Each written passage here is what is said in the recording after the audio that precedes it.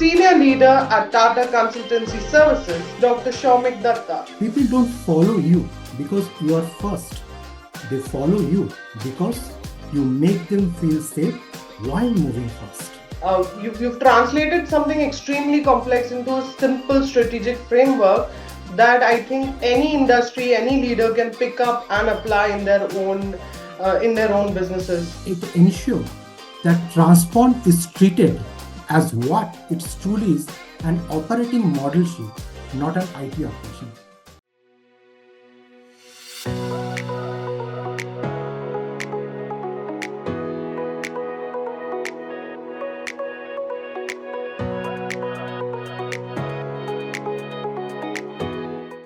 Hey everyone, and welcome to FaceTime with Leaders powered by Directors Institute World Council of Directors.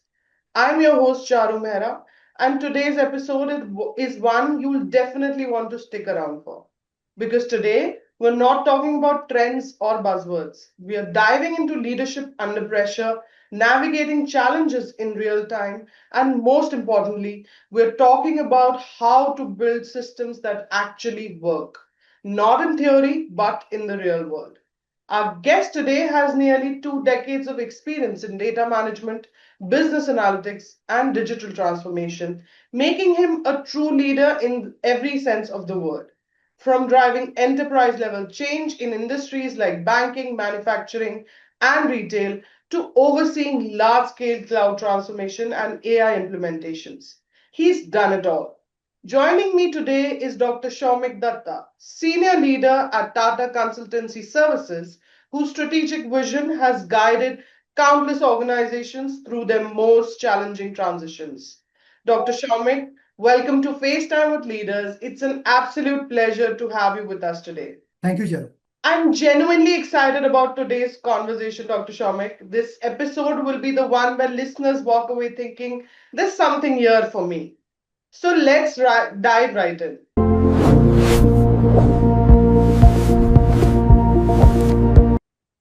Dr. Soumik, you spent nearly 2 decades driving transformation, managing large scale data initiatives, and leading strategic projects across industries and geographies.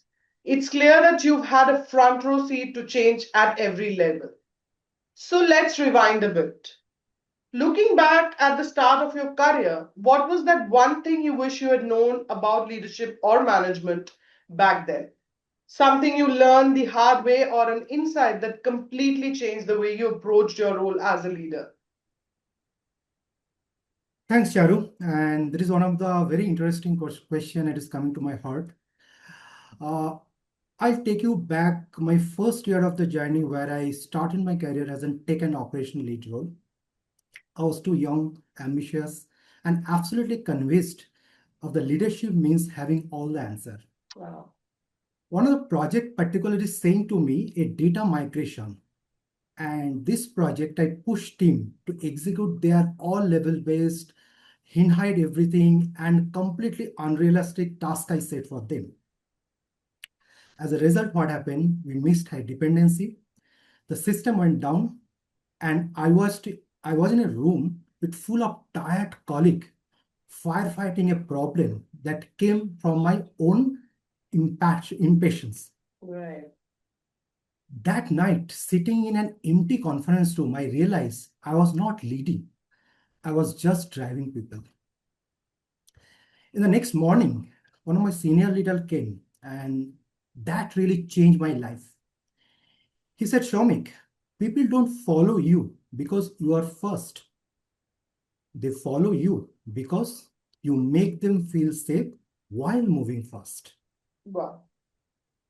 That was the turning point in my life. I thought that leadership's about control, but it's about clarity. It was not about proving yourself. It is not about proving challenge how much I can give to my team, but it is a purpose. Since then, whenever I was leading such a data-driven project or AI project and advice governance, I anchor myself 3 principles. Principle number 1, clarity over speed. Principle number 2, empathy over authority. Principle number 3, purpose over perfection. Wow. That really failure shaped me as a great leader, which I am today. Someone who believed transformation happened not when you push harder, but when you build trust, align people, and let them coordinate to follow your path. Wow, what an incredibly honest start, Dr. Shamit. That sort of moment every young leader, I think, quietly goes through but rarely talks about. When you're young, you feel that, I'll do it. And I have faced the similar scenarios in my life when I started and I progressed in my career as well. So I can absolutely relate to it. You feel like you know everything and you've reached there, you've achieved something that might be the reason that you know everything. So I totally understand that. And love how you turned that early setback into such a sharp leadership philosophy. That's real wisdom here. That's the main takeaway from this entire scenario. So thank you for being so honest and so open with us about your journey. You've been at the helm of transformative digital projects, driving automation, AI, and cloud solutions, all while leading complex data driven initiatives.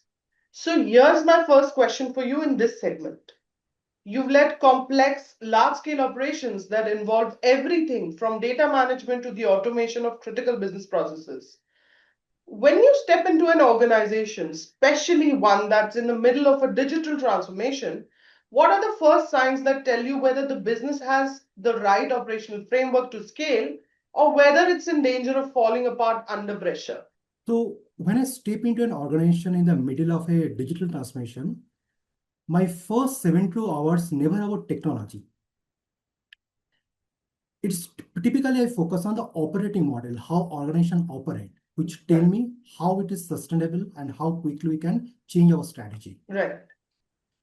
One of my early transformation mandate, I walked and I saw 5 red flags within a day. Okay. What are those red flags? Governance rhythm and the misaligned. The leadership meeting, program review, it is little scattered. KPI, it is not properly validated. Multiple version of same data because it's a multiple truth of data. It's not a single truth of data. It's a multiple truth of data. Fourth, ownership is unclear. We are Mhm. not sure who is owning what because a large complex project is always the biggest challenge, right? And a lot of critical process that happening outside the system because the process of a lot of dependency, but because it's happening outside the system, we don't have control on the system. So those signals tell me inefficiency of the process, organization drawback, and that building scalability problem on the overall technology gap. Right. So how do you address that? To evaluate scale readiness to the 5 all the problem, I derive accordingly. Governance alignment, the leadership doesn't align on the priorities. That is the first observation I did. Second, data integrity, linearity, and single source of truth, it is not aligned. Operation cadence, decision velocity, it's lagging. Process standards before automation, because automation always think that it will solve it, but standardization is missing. Right. So over the years, I have learned that scale is not a technology challenge. It's an operational discipline challenge. Technology only mitigate what already exists. Right. If governance, data hygiene, and the process discipline are strong, scale can accelerate. Mhm. If they are weak, organization collapsed under in one complexity. For me, early diagnostic is not optional. It's protect the organization from cost, risk, and instability. And it ensured that transport is treated as what it truly is, an operating model shift, not an IT operation. Wow, such a clear and structured breakdown, Dr. Shomik. This is real operational leadership, I feel. You've translated something extremely complex into a simple strategic framework that I think any industry, any leader can pick up and apply in their own businesses wherever they face a challenge, something like you face. So, thank you for breaking it down for the audience. Thank you. Moving on to the next question, Dr. Shamik. I'm sure that after managing operations on such large scale, you've come across situations where those operational foundations were either weak or completely overlooked. Can you share an experience where an oversight in operations led to challenges, whether it's missed KPIs, bottlenecks, or even burnout, and how you help resolve it? Excellent question. A few years ago, I stepped into a large transformation program in a global operations setup. Today, in itself, it is called GCC, Global Capability Center, Good. Yes. because few years ago it was a rename. So now it is renamed as in Global Capability Center. Earlier, it is the same setup. So one of the surface, everything looks stable. So when I joined the process, dashboard looks green, team was very busy, leadership felt it's a very confident project. But within the first month, when the peak pressure coming, it's cracked the system. KPI slipped, escalation skipped, and team was working late night to just burn on the light. Wow. It was a classic case. It's happened when operation looks fine and it is completely collapsed, cracking the moment it is hit in the storm. And when you enter the operation at scale, you learn it quickly. What do you learn? Crack, hide under the carpet until pressure arrives. Now, what is the root cause? First, I decide. So when I dug it, the issue was not about the technology at all. It was a governance oversight. We didn't govern the project. And what is Right. the challenges? Decision for the right, it's unclear. Team doesn't know who could approve expression, so everything shut down. Not a single owners of data. Each function had a different source of truth. Process is a challenging. Capacity is completely ignored, right? Now, what is the breaking point? A backlog that should be had been created in 48 hours, nearly a week. Customer expression hit leadership directly. A few critical team member was completely exhausted because all top member always have a tremendous pressure. Yes. Yes. One even went to the medical leave, one person go for some long leave, KPI is completely cracked down, the entire project green become a red, and there is a cliff of the entire project. Yes. Because only your superhero, because most of the project you demand superhero, and you have to take care of superhero. That exactly happened when the certain demanding pressure came, you are losing your superhero and you crack it. Right. Now, how I fix this situation? What I did as a first level, we rebuild the foundation step by step. Not enough firefighting, but through the operating model in the discipline. First action, re-establish the governance cadence. First, clear direction of the forum, escalation path. It is very important. Who is doing what? Define the decision right, so team know exactly who own what. Create a single source of truth dashboard. Okay, and it is a dynamic dashboard which every minute, every second, people can see what is happening in the project, including the leadership. There is a transparency. Process improvement. Okay, as an organization have a lot of process, figure out what is the best 1 to 3 process that immediately need to focus. That stagnation process I built. Rebalance the workflow. So we created a lot of buffer that stable the capacity. So my top heroes cannot overload it others. We align the expected KPI, okay, that everyone show that KPI can be achievable. Right. Within 2 sprint cycle, backlog stabilize, escalation drop, and team move for the firefighting to the predictable expiration. Predictable is what we plan, we say, so do what say. Exactly. Now, what is the biggest lesson which I learned from? Operation don't break. Because in one big failure, it's break because small crack go unnoticed until pressure expose them. And the everything transformation I have learned that data ownership and operating are not aligned. Skill collapsed under the own weight. Right. No matter how good on the technology is. Wow, that was such a powerful story, Dr. Soumik. The way you turned a braking system into a structured engine is incredible. And I also love how honestly you shared the low point. it makes the transformation feel even more impressive. So thank you for that, and kudos on overcoming that challenge. Sure.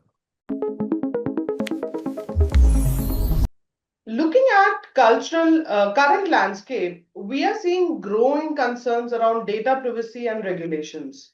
As companies increasingly rely on data-driven strategies, how do you see compliance and governance evolving in the future?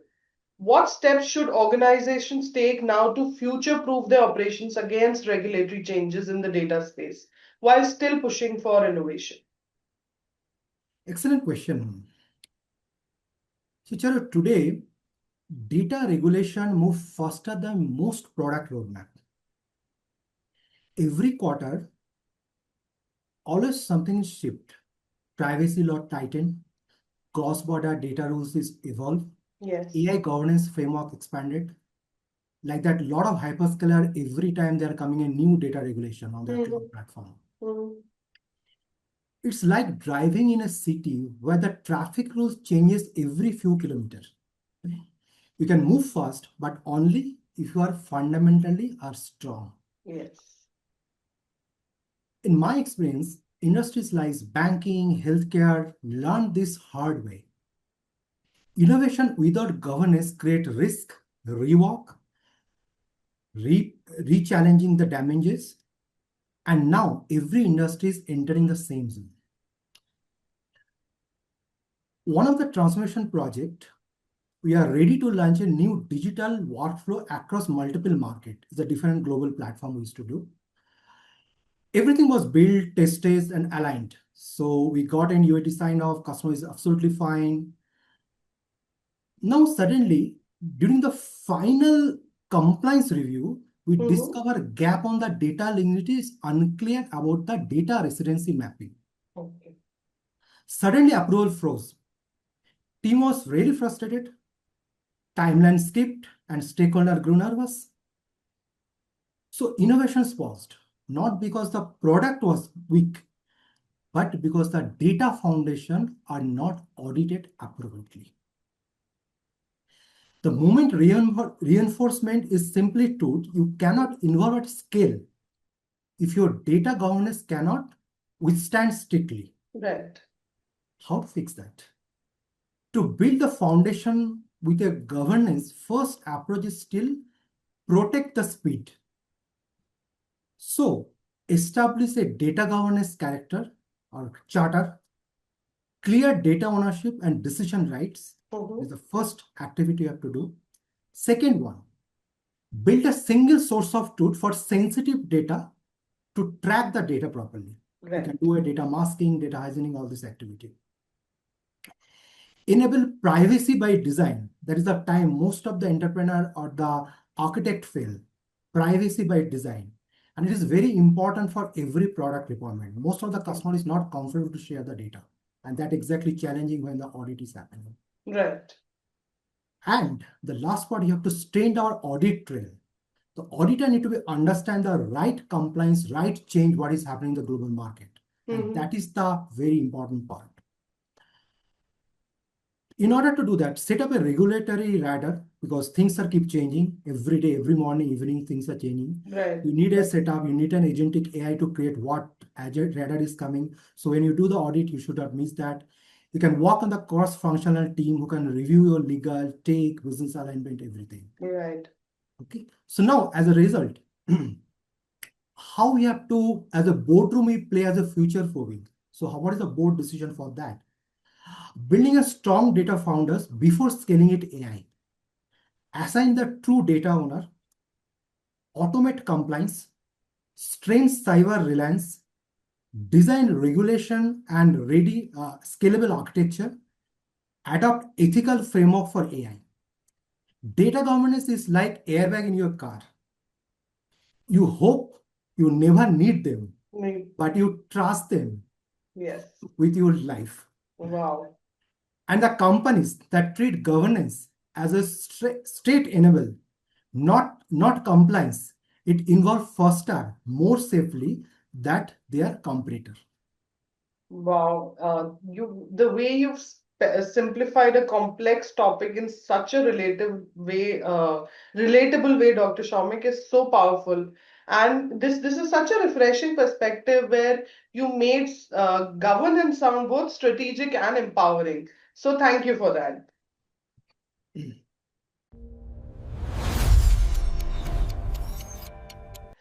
Now let's switch things up a bit now and have some fun with our segment three, the rapid fire round.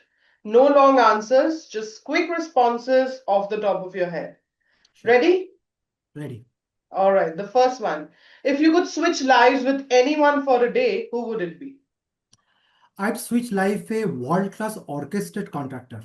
Ah, nice. That was different. Okay. Second one. If you could only eat one food for the rest of your life, what would it be? I perfectly made fruit salad with ice cream. That is so different. Usually people say dal, chawal, or things like that, but it is such a refreshing answer there. All right. The third one is what's the one hobby or skill you've always wanted to pick up but never did? Playing a piano. Oh, that's nice. Are you into music? I like music, but due to the whatever the pressure, everything, I have piano in my home. Rarely I get a chance to. So that's my wishes. Once I get a time, I can find a big I tune. hope you get that chance very soon. Right. All right. The next one is if you could instantly become an expert in anything, what would it be? Neuroscience, Ah, especially how the brain make decision under uncertainty. wow, wow, that is nice. Okay. I thought you'd say playing a piano. Okay, next one. What's a movie or TV show that you could watch over and over again without getting bored? So there's a Netflix series Outer Banks. In short, it's called OBX. It's a wonderful series. I think I really like this movie. Okay, I have it in my to be watched list. I've never got a chance to start it, but now I will. Yeah. Okay, last one is after a long, busy day, how do you unwind and reset? I reset through quick reflection and a long walk. Wow, that's really grounding. Thank you so much for that candid and truthful rapid fire round, Dr. Soumik. I really like doing this round because this gets the viewers a view of the person behind the professional. So thank you so much for being so honest with us here. Thank you. We zoom out a bit and take a look at the bigger picture, focusing on the industry landscape. As someone who's seen and shaped digital transformation across multiple sectors, there's no better person to help us understand the key issues and strength. So here's the first question in segment four, the industry lens, what keeps leaders up at night? Let's talk about the industry as a whole here. With your deep expertise in data management, digital transformation, and AI ML solutions, you've seen how rapidly things are changing in the tech space. So let me ask you this. Digital transformation is often seen as necessary step for businesses, but it can also be overwhelming. From your experience, Dr. Soumik, what are the biggest roadblocks or challenges companies face when trying to scale their digital operations? How do you think leaders can overcome those hurdles without sacrificing long-term sustainability? This is one of the very excellent question. So before I answer, let's take a step back. Mhm. So if you look at a business, what are the option in business today? So in my perspective, there's a two option. One is same quality, lesser price. Option two, same price, better quality. Right. There is no other option in business. In spite of any industry, anywhere you can do, any startup, anything, only these two options. It doesn't matter what you do. It's matter how you do. Scale is very important. Right. Now I'm going to answer your question. Most digital transformation doesn't fail because of technology. They fail because of organization is not structurally ready to scale. Leaders often try and widen digital highway without stopping the traffic. And the foundation is become very weak and the entire system collapsed under pressure. Right. Scaling digital operation is very similar to upgrading an aircraft mid-flight. You cannot switch off your engine, you cannot land. You certainly cannot afford turbulence caused by weak process, unclear ownership, and poor data discipline. So, once I step into a transformation where everything looked promising on paper, Right. strong stack, excellent architecture, ambitious roadmap, motivated team, but within a month, crack become impossible. KPI, misleading, data quality, not talking to each other, ownership again is a challenge, resistance and adaptability is the biggest disconnect. Right. Result, SLA slip, team burnout, delivery timelines scattered, pressure went up, people are denying, blaming, intolerance, transformation itself become a nightmare for Right. everyone have to blame everything. That's typically for any project is happen, right? Any organization. Yes. In this tough moment, the kind of teaches and humility required or humanity, because AI understand we can do a lot of things AI, but when team is under tremendous pressure, human have to come and help. Right. So first lesson I learned that you cannot scale digital operation to enthusiasm alone. Yes, enthusiasm is there, but you cannot do it. You need discipline, you need governance, you need clarity. So now how to fix that? Over the year, I learned that digital scale come from a few non-negotiable principles. Right. And what are those principles? Strain the process maturity before scaling technology. Build a cross-functional ownership. Enforce data hygiene and governance. Set realistic digital roadmap. Maintain a governance rhythm. Protect innovation through safe sandbox. Digital scaling is not a technology challenge. It's an organization discipline challenge. When leaders get foundation right, innovation accelerates naturally and sustainably. Wow, that was incredibly insightful, Dr. Soumik. It was crisp, real, and exactly what most organizations overlook. And I love how you translated complex transformation hurdles into practical leadership principles. It is so rare to hear someone explain it with this level of clarity and honesty. So, thank you for that. Thank you. Thank you. Sure. Dr. Soumik, you've had an impressive career leading digital transformation initiatives, working with a diverse range of industries and clients. But at a certain point, you decided to take a step into board education by joining Directors Institute. What prompted that decision? And how has being a part of Directors Institute shaped the way you think about leadership, governance, and your responsibility at the board level?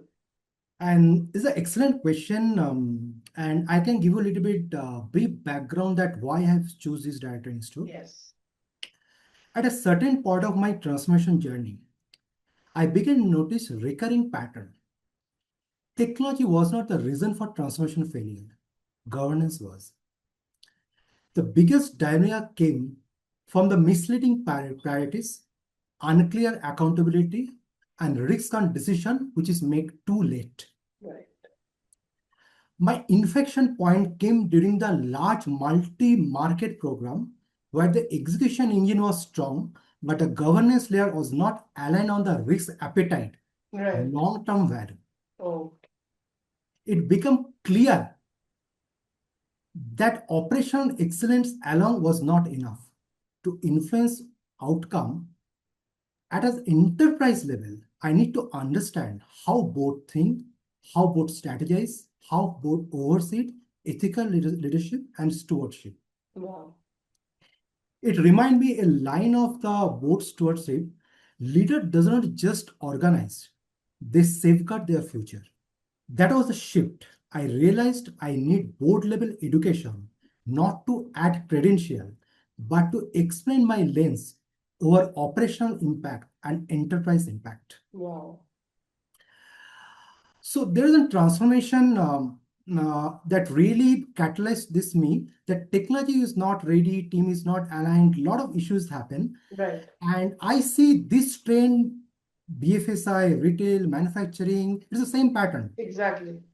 Execution relies on board expectation while not speaking the same language. So both think some differently and execution is coming something differently. Right. Right? And that's the gap. Moment was lost, team burnout, and value create scattered. Mm. Right? Joining Director Institute was a turning point. It shaped me my understanding and what is truly mean to serve at the board level. Wow.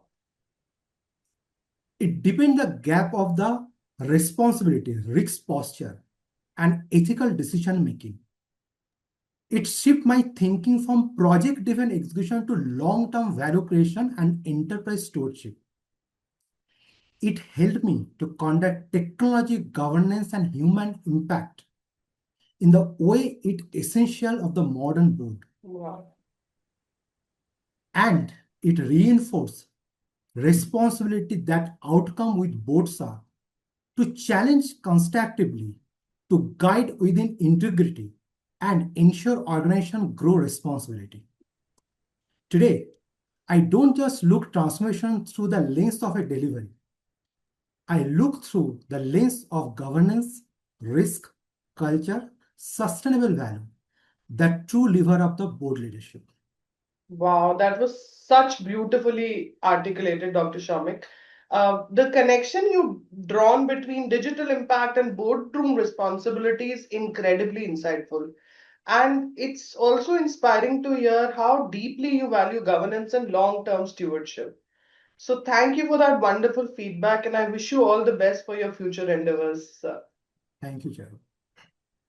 Dr. Shamik, this has been an incredibly enriching conversation today. Your journey reminds us that leadership isn't about titles, it's about vision, adaptability, and the ability to navigate challenges with clarity. Thank you for sharing your experience so openly with us today. Thank you, Charu. It was pleasant being part of this conversation. I truly appreciate your thoughtful question. They made me reflect and they redefine my leadership and governance matter how more than serve better. Thank you so much for that. And to everyone listening, thank you for tuning in to FaceTime with Leaders, powered by Directors Institute World Council of Directors. If this episode made you think, reflect, and see leadership a little differently, then we've done our job.